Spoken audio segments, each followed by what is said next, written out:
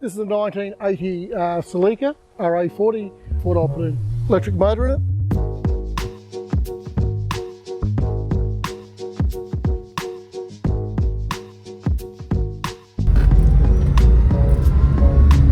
Instant torque.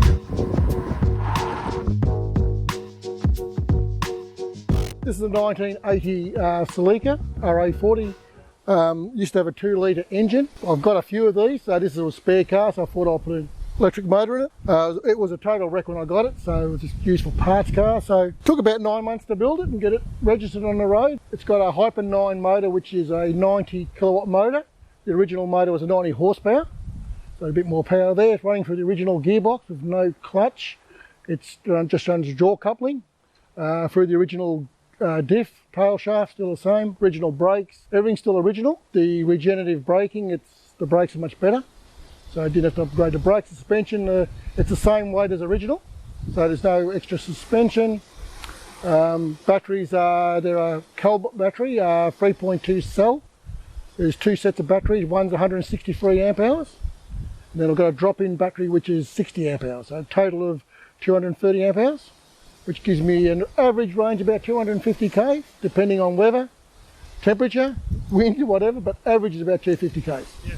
Charge time is about 8 hours fully charged. What you can see there is the internals. It's virtually still original. If I turn the ignition on, the only difference is, I don't know if you can see the gauge, but that's about the only difference there. Is still got running original gauges. I've removed the back seat. The back seat's now gone. I'll put some electrics in there.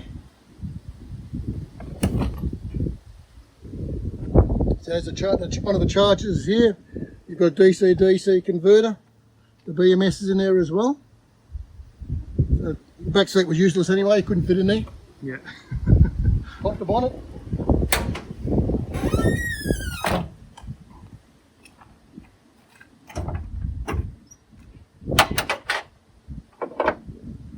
There's under the bonnet, you can just see your motor down here. That's bolted to the original bell housing. I've made an adapter plate for it. Like I said, there's a jaw coupling straight through the gearbox. This is half the battery set, the other half's in the boot.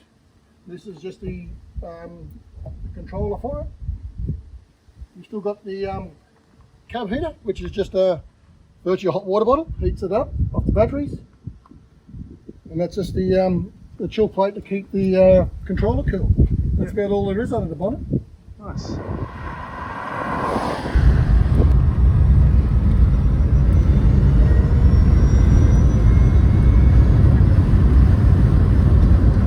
Third,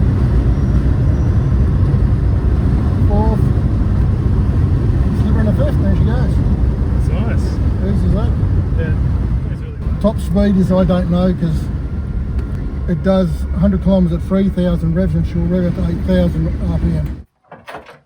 So when you open up the boot, I don't know if you can see, but in the front of it, there's the other half the front batteries, the big battery set, so it's the original. Then there's this drop-in one, which will take a couple minutes to unbolt and pull out. So I don't need all that weight. And the fuel filler for it is,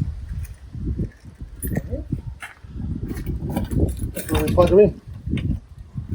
Plug her in there. Charging plug. That'll take 30 amp. It's only single phase. Yep. So it's a slow charging system.